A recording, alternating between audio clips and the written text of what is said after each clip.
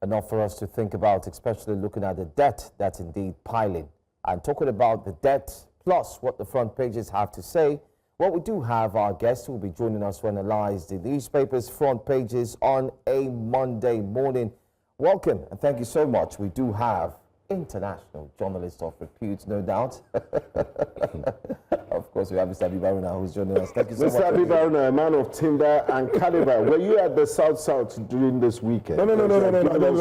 They're giving us Niger Delta. I to look good this All morning. resources. Absolutely. No, necessarily. Resource control. I bought this cap in Bayelsa last year. Yeah, last year. Nice. I went to a conference. You kind of look like one of them. Absolutely. I'm from those states. Wow. So I should be able to. Yes. I should be able to exhibit that traits, you know. I see what you're doing. But let's exhibit what the stories are saying through our analysis, and through yours, most importantly. Let's look at the Daily Trust. That's our first stop this morning as we highlight what really is going on. Electricity supply worsens despite high tariffs. Problems being resolved. Minister's spokesman, not the minister, but the spokesman says, we are resolving the problem. 5 die over 50 injured in Adamawa flood. We took that in on the breakfast headlines. Python, other animals found in ex-AGF's home, evacuated to Kano. I've seen that video on social media, and I'm sure you might have seen it. What was he doing? He was with the, what's the name of this animal? He had a few animals. He's just, maybe it's his eccentricity or his peculiarity. He just loves wild animals. But because the Kano state government has seen that some of these animals could be a danger to the public, they've evacuated them to the zoo. World Hepatitis Day, patients decry funding, challenge job losses. Bandits killed many captives in Zamfara, according to survivors. Tinubu hosts Super Falcons today after trophy parade. So it's going down today. Niger boat mishap, 15 bodies recovered, 3 missing. We also had that story as well in the news. Constitution review. Northwest demands 8 additional states. Well, let's look at the one that I know would also affect you, possibly business as well. Electricity supply, they say it worsens despite high tariffs. And then, of course, you heard what the TCN said, repairs, load shedding. But let's talk about electricity now. I've not read the report, the story, but I don't think it's totally true. Yeah. Because when I saw this story now, I was a bit surprised. Because during this... But from your personal experience? No, it has not worsened. It's better now. Yeah, I mean, I can say the same thing. It's just that, I don't think that story, it's the cost of the electricity. It's a reflection of what is going expensive. on. I don't think so. I don't think that story is a reflection of what is going on.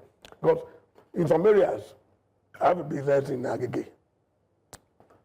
We are on band C. It's a bit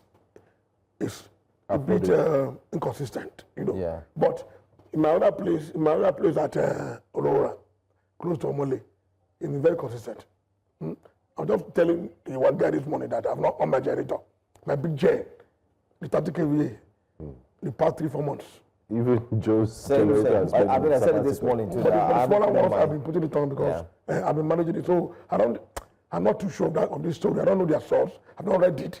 But it doesn't mirror what is actually going on in the country. I agree. I think this is the first time we're not really going to agree with a headline on the front page. I don't think so. But still on the front page. But there's always room for improvement. Yeah. There's always room for improvement. Still on the front page of the Daily Trust newspaper, I want us to look at this. 5 die, over 50 injured in Adamawa flood. We had the immediate past minister of Humanitarian Affairs, now turned APC chairman last week, and I did remember I asked him a question about this, and he said, you know, there's disaster preparedness and NEMA is ready and all of that, but we're seeing 5 die, over 50 injured in Adamawa flood. We know this is an act of nature, but beyond the act of nature, are these things avoidable, or is it possible for government preparation to be 100% and we'll have 0 death toll?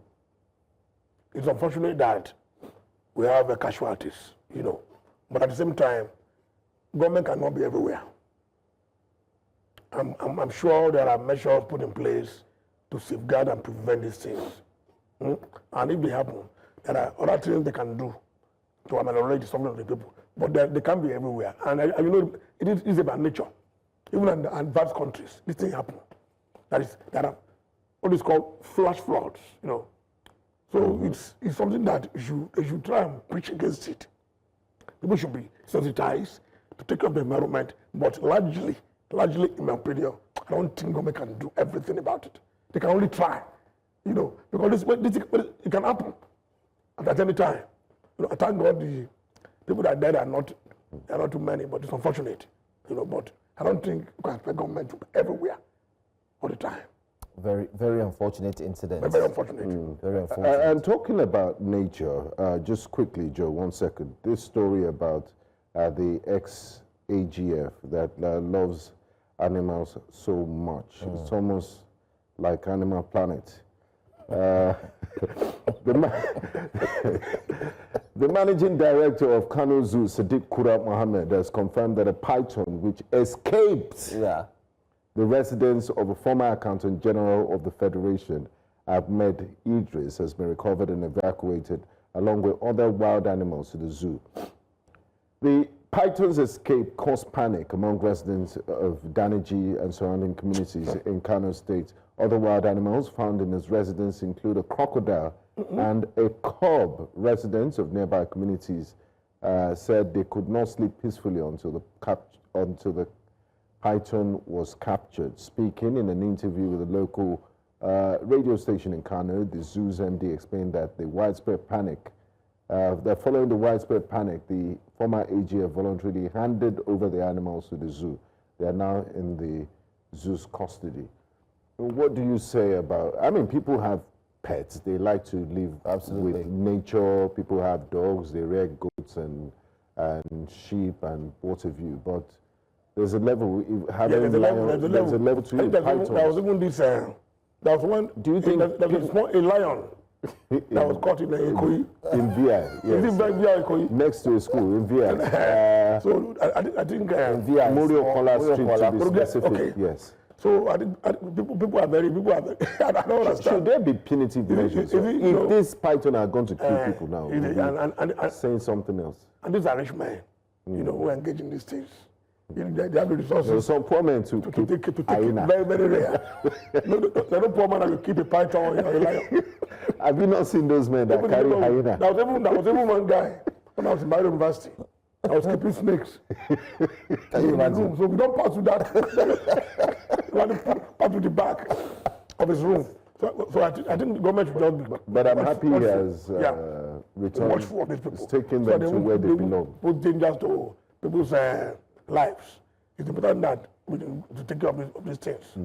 But there's no way you can go inside everybody's houses and begin to know what they have in their backyard. So we should just be careful. And neighbors too, even going to neighbors too, people that see alarm should raise alarm. If there's anything funny. If you're going to keep animals, keep dogs. It was the neighbors that raised that alarm. Yeah, I've been to the house of a former government, and they came to a former Minister of Foreign Affairs. Very lovely house in Maryland. He had what do you call those birds that? Peacocks. And those are okay now. Yeah, he had peacocks. He had tortoise and ducks. So it was really nice in tune with nature. But when you have lions, you have snakes. In your neighborhood, that's the way. That's what we don't like. That's the problem. Let's move on to another paper quickly. Let's look at the Daily Times. The Daily Times has on the front page there, ADC demands 10-year audit of 200 trillion naira external loan. That's a lot of money. That's a lot of money. Shetima pushes Nigeria's food security agenda at Addis Ababa summit. Female corps members can wear skirts. Court overrules NYSC. 2027 Southeast Group raises 200 million naira to buy APC form for Tinubu. Why is the form so expensive? And then you're trying to discourage money politics and then a piece of paper. I do know that there are things that is for running the secretariat and logistics and all of that, but come on, 200 million for someone that is going to lose. And then it has the first right of, for someone that might even lose. Okay. You have the first right of refusal. You're the incumbent. So what's the point of buying a form? No, this is pure simple sacrifice. They're sacrifice. What are organized? They're sacrifice. So you expect that you get the money through the back door. get the money back, the back door. But having said that, you see, politics is not cheap. Yes, it's not cheap. It's not only in Nigeria, it's everywhere. Politics is not cheap. In advanced democracies, we need a lot of money to contest elections. In those countries, the electoral laws are very clear. The laws are very clear that this amount of money that you can raise, this amount of money you can get from the people. So people contribute. In those countries, if you don't have enough money in your people donating for you, in your bank account, you cannot contest. Not the personal money, the money that they're contributing. It means that you are not viable. Your project is not feasible. Yeah. So you fall by the wayside. But in Nigeria, it's different entirely. They go to any land, they use their personal money, they can't sell their house. INEC puts a limit. See, they don't obey it. Those limits, though, I don't think they'll be don't on obey it. paper. They don't obey it. So when they get there, you know what happens. Now you know what happens. But it's not an easy thing. It's a difficult and very expensive venture. Would you advise any go into- politician that you know that is a member of the APC to buy a form? How much is the form? Knowing that 200, knowing that he's contesting against the president. This 100 million naira. Yes. Is that what they're saying now? I don't think so. 200 million. No, I don't think so. They said they raised 200 million to buy APC Yes, form. they will raise, not that is the But amount. I think the form, the last person that came here and told us that local government chairman forms In was Lagos. going for Lagos 5 million was going for naira. 5 million naira. Doesn't come cheap. But why? No, it doesn't come cheap. It's not my. You cannot barely hit. You need to be Is it refundable? It's not refundable. Is it like a So if I lose, I won't collect my. Everything in life is a risk. Take that risk. It's Can gone. work, it may not work. So you don't say because you don't have the resources. You cannot afford it. You don't go into it. I mean, people are making. So if you know you have the resources, you go there. But I don't think they should make it that expensive at the local level. 1M is okay for chairmanship. The 500,000 for councillors. You know, you can't raise it to 5 million to people. And where do you get the money from? It's a way of encouraging them indirectly to be corrupt. Yes. So it's not the best. Because if Mr. A borrows money from 10 people and eventually buys the form for 5 million naira, and he also gets 5 million from other people to find a way to doctor some things during the election, so he has spent a total of, let's just say, 15 million. If he gets the victory and he sits there, what will he do? Of course, he will find a way. He will to get pay his back. money back. He And will with take care of the interest. people that Gets take care right. of him. And he will try to block it for the next person that will come in to chase Don't him even out go of there. to don't even go to the council, local government. Oh my local government, there is nothing like governance there. They collect their money every month and they share it among their people. The godfather take his own, political to take their own. That's what they do. And because for the reason that they are not accountable to anybody. Yes, they are accountable to people that put them in office. Yeah, but we have law enforcement. That is agencies. why you have people, Nigerians are not interested in elections at the local level. Look at the last one in Lagos. Look at the people that came out to vote. Very, very low. Very low turnout. Very low. I think this is the worst. All the worst. The Because people worst. don't believe in it. They don't believe that these guys are there for their interest. They don't believe that whether they vote or not, the result is there. Ready for the elections. So why we don't want to go on that level? That's worse. All right, let's also look at another story here. ADC demands 10-year audit of 200 trillion naira external loan. Wow. I think that's a very big story. Very big. And that is what the opposition should be doing. Holding the ruling party and the government in power to account. I read the story yesterday. Very comprehensive. Well researched. So the ball is in the court for the government to respond. Because they are always very ready to respond to anything. And these are issue-based, not personalities. You have 200 trillion, thereabout. 200 trillion, thereabout. Yes, 200 trillion. So we want to hear from them. Because you see, it's unfortunate that we have like an executive and legislature that are pari passu. The legislature led by Akpabio is like an extension of the executive. So there is no any basis whatsoever, as I will say, to query what they are bringing forth. anything they bring forth, they approve. The House of Reps approve, the Senate approves. And in democracy, there should be checks and balances. You know why? People that are elected, the legislature is normally in charge of the purse. Money, they are the ones that appropriate money. Scrutinize And appropriate. In other words, approve money for the executive. So the executive must always be careful. Anything they are bringing forth to the legislature. Legislature will not just look at it and say, no, approved. Like civil servant. No. They must scrutinize it. Ask questions before they approve. But what we are saying now, in the current dispensation, is give me money. The president will make it a request, and then we approve. But what do you expect from legislators that were singing on your mandate we shall stand? It means that they are standing on anything he brings to them. I think the right thing to do is what but let's the ADC is saying. Let us, not like what they said on NNPC. If we must say to the refineries, let's audit them, what I've been doing. So let's look at the figures for yourself. Now they are saying that the money we have been borrowing for the past 10 years, please put them on the table. What is going on? Let's audit them. I really hope they listen. No, they will listen. Looking at the past 10 years is even a stretch. Let's look at the last. Because if you remove first subsidy on the one, they are still choosing us. They are still borrowing money. Then what is going on? Exactly. What is that? What is the saving used for if you are borrowing money? They are borrowing a lot of money. If you ask questions, you will be surprised the amount of money they are using to chew up the naira. To make the naira strong. To defend the naira. I'm telling you, so far, about 4.5 billion have been used. Now let's look at that. Like they always say, the devil is in the detail. Like they said, let's give this a context, because ADC demands 10-year audit of 200 trillion external loan. The figures might be, do you know how many zeros you would write if you're writing 200 trillion? But let's give it a sense. Let's just look at the Tinubu administration in the last 2 years. They say Tinubu is borrowing like Nigeria has no tomorrow.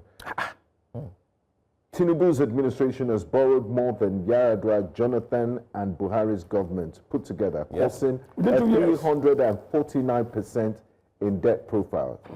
That's from a research done by GST. It said in just 5 years, Nigeria spent 30.81 trillion servicing its debt. That's over 60% of all government revenue during that period, according to the Debt Management Office. Between 2020 and 2024, the country earned 51.05 trillion, but more than half of it went straight into debt repayment. That means only 4 naira out of every 10 naira went towards healthcare, education, infrastructure, anything that actually benefits Nigeria. In 2024 alone, debt servicing swallowed 4.1% of Nigeria's entire GDP. And the country's total debt profile, it ballooned by 349% with no end or real plan in sight. Why does it matter? Nigeria is borrowing itself into a corner and mortgaging the future to do it. In 2024, 4.1% of the entire GDP went to debt servicing, up from 3.7% in 2023. That may sound like a small amount until you realize that it reflects billions lost to rising interest rates and reckless borrowing. Even worse, 77.5% of federal government revenue was spent on debt payment, 77.5%. That means for every 10 naira the government earns, about 7 naira is already gone before a single naira reaches hospitals, schools, or salaries. We are not just in debt, we are drowning in it. Amen. And the Senate just approves. Just to add, just to contextualize this, I mean, we talked about it last week, and we did mention that from the Obasanjo regime, from Obasanjo's administration rather, during in 1999, up until he handed over to Jonathan. While Obasanjo took over as president, Nigeria was indebted we had about 23 billion naira in debt. Dollars, I beg your pardon. Oh, yes. $23 billion in debt. And then, of course, he was able to get offset it. Paris and London Club. London Club cleared and everything. And then he left. He left office with just 2.1 something billion dollars. Now, Jonathan and Yar'Adua did come and they left office with just 7 points until the APC took office. And look at where it has gone. We're in a big mess. 118, and now you're talking about over 200. If you merge everything together, we're looking at over 200 trillion naira. Because the late former president, Muhammadu Buhari, did 8 years. President Tinubu has done 2 years. The ADC is saying add the 8 plus 2, and look at what it amounts to. Almost 200 trillion naira ballroom. So tell us what we have been doing with the money. So what have you done with the money? Is it the train stations that we've seen in few states? Is that what, can 200 trillion do more? What have we really done? I mean, the coastal road, for example, is the coastal road is gulping a lot. It just got an extra. Yes, something that is not necessary, in my view. Because the existing roads are in a terrible state. You have to see my car today again. A friend went to Ife on Saturday. He came back yesterday and he was lamenting when he came to see me. Lamenting especially that Ibadan. And I was telling him, what is the benefit of the coastal road? When some major roads linking cities in Nigeria are not fixed. We are doing mega road. What is the essence of that coastal road? And you see, Nigeria is in a big mess, in a big hole. And we keep digging, instead of finding our way out. Because the picture you painted just now, my friend, is saddening. I mean, what do you do with the rest? So the money you're earning is already going to... Despondent. It's not sustainable. I can't explain it. When I saw the story yesterday on the line, it is his story. I just hope that the National Assembly and the presidency will answer us. What Nigeria need to know, because if your future is being mortgaged, in quote, then you need to ask questions. Let's know where we are. Why do you keep borrowing? The money we are borrowing is for what? You remove first subsidy. I was thinking that the money that accrued from that should have been used well. It has been used. And it's a whole lot of savings. It's a lot of money. When you buy food every day, you always acknowledge yourself with government. And where's the money going to? And they keep on borrowing. So it's a question that needs to be answered. Absolutely. And I'm happy that the ADC, the opposition party, is raising it. So the ball is in the court of the presidency and National Assembly, not the Nigerians. Also on the front page of the Daily Times, we have this report here. Shettima pushes Nigeria's food security agenda at Addis Ababa summit, which is a very important conversation to have. Farmers in the food basket of the nation have not been able to farm as a result of insecurity. So we're discussing this at the same time, as a result of an African level. As a result of subsidy. The government is not providing enough subsidy to farmers. In terms of fertilizers? Absolutely, yes. And they should provide security to farmers too. They want the price of foods to go down. Those are basic facts. Not traveling to Addis Ababa around in New York to go and do it. They do solve it here. Exactly. They say waiting they said no any nation joke with farmers. Yes, you must subsidize them. So give them enough subsidy and security. Mr. Aruna, you just made a point now. Yeah. Why travel outside to talk about it when we've not? When we know the issues, we know your house is on fire. They're wasting our money, wasting their little dollars. Anyway, maybe it's just a courtesy payback. It doesn't make any sense. To me. We can't live in a silo. We live in a community of nations, and maybe the people at the summit will discuss, modern practices, global best practices to deal with these issues. Just a few weeks ago, my in-laws in Addis Ababa, they donated trees to Nigeria, thousands of trees as part of tree planting exercise. So it's good to have this diplomatic engagement. Away from the marriage level, we also need it at the top level. Don't only joke with the issue of food. Food? And Nigeria is lucky to have some states. People describe a food basket. Niger, Kogi, Benue. So what is government doing about it? Even the part of the north, they produce rice. So the government should try and encourage them, subsidizing what they are doing. Give them fertilizer, give them some money, soft loan, so they can improve food production. That is the way out than traveling up and down and talk about it in Addis Ababa. I agree. Let's look at New Telegraph.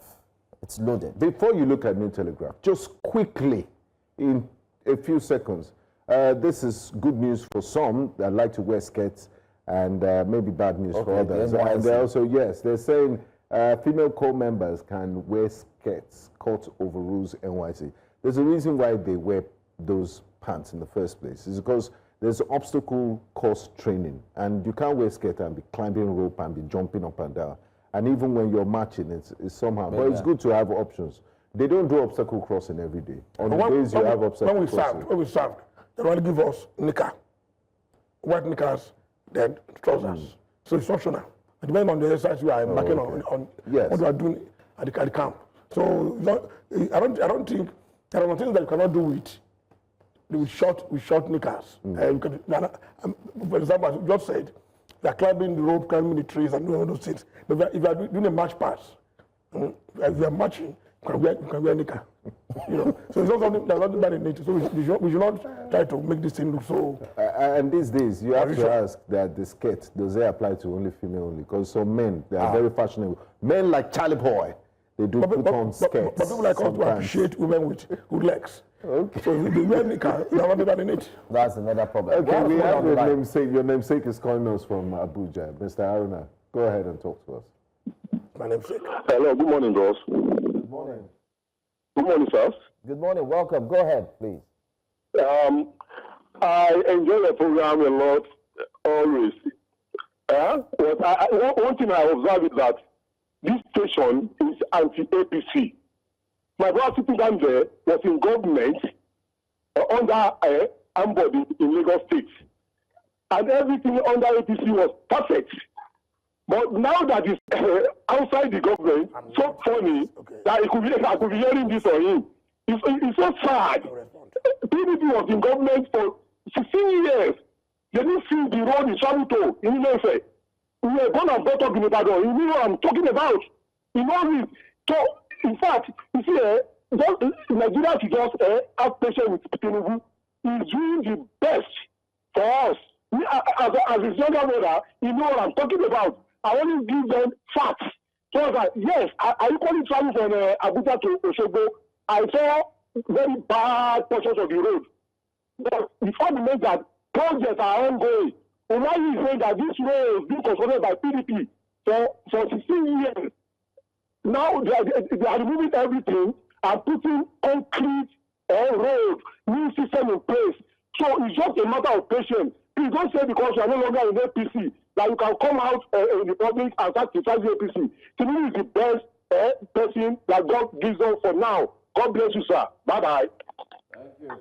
Well, you're entitled to your own opinion, and so is that of our... I wasn't even expecting your namesake to attack you. So, interestingly, you are my namesake.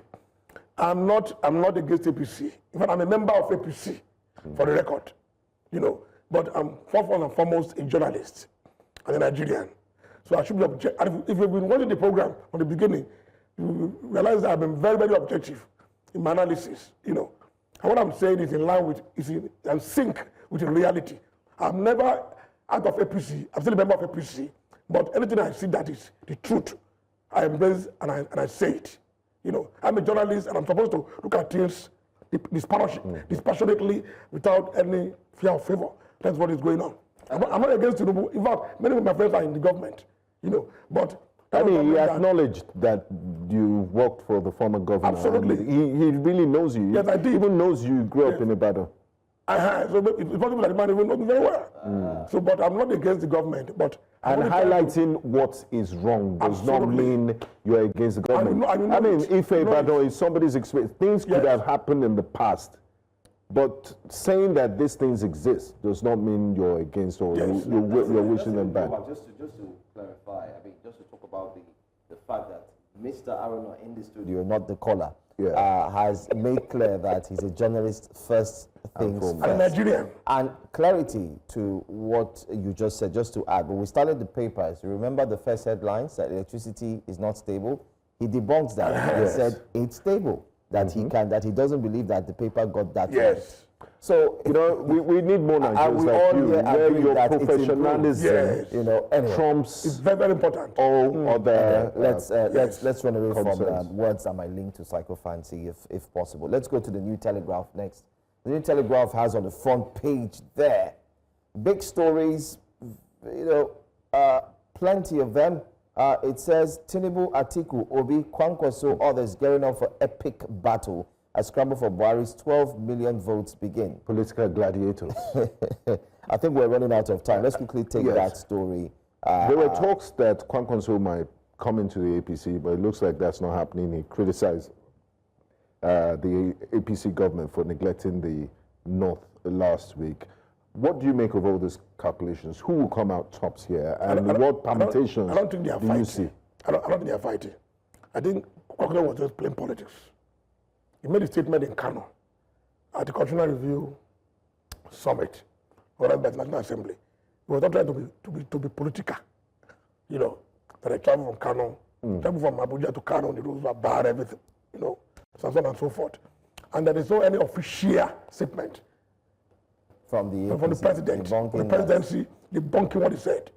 It's only a tweet. Mr. Sunday Diary has come out. No, it was a tweet. Okay, yeah. But with Sunday Diary does not speak for the president. It was Aruna that speaks for the president. So if there was a vociferous, aggressive reaction, response, from the president, that shows that there is some schism between them.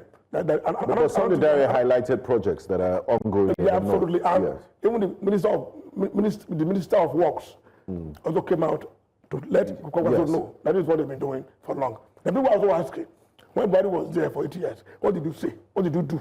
Did you ask questions? So you're playing politics. Buhari was there for 8 years. People like him, also like any other elite in the north, did not come out to question. In typical Nigerian fashion, you ask me a question, you ask a question, I also ask you a question. So what are you doing? So Kwankwaso should not be too clever. Not be too clever by half. They are still talking. And it's in the interest of Kwankwaso to be in that alliance with Tinubu for his own political survivor. Kwankwaso is a major force in the northwest, particularly in Kano. So if he's joining Tinubu, it's a plus for the administration. But I'm sure if you know Tinubu very well, Tinubu he also has other plans. He has plan B or C. So Kwankwaso is one of the people he's looking at. Possibly looking at to work with in that election. There are other people too that he's looking at. These are smart people. So we'll be seeing the alliance. Is it possible for one of these gladiators to get that 12 million block vote that Buhari used to get? I won't say any of them. You see, in politics, but that will work to the advantage of the APC. They cannot have it. You see, in politics, what works for candidates is the name. 2, is it pure? Is it corrupt? Is it not corrupt? Those things are things that stitch with the personality of candidates. Buhari was able to garner 12 million votes because people see him as people that is not corrupt, people that live above board. People that you see as their savior. Fight corruption. People that is upright. Someone that you can count on, that can defend and promote your interest. But these people that are parading themselves, I don't think so. They can try for 5 million. That is why Tinubu should be happy. They can really divide the vote. No single person. Even when he was contesting against Jonathan, against Obasanjo, was having his votes. He had his own supporters in the north. That is Buhari. But now, I don't think any of them can inherit that structure and those votes. Fantastic analysis, Mr. Habib Aruna, as always. We wish we could have you every day, but you have to do other things. So thank you for gracing us with your presence. Thank you. Thank you. And that's how we wrap up the show on a Monday morning. It's been a fantastic one. From the front pages of the newspapers to the conversations that we've had right from the start of this Breakfast Central edition on a Monday morning. I'm Joe Hansen. Thank you for watching. And I'm Benga Bora. Olive, we're still expecting our cake, and happy birthday to Yemisi Ajayi. I'm Benga Bora. Bye-bye.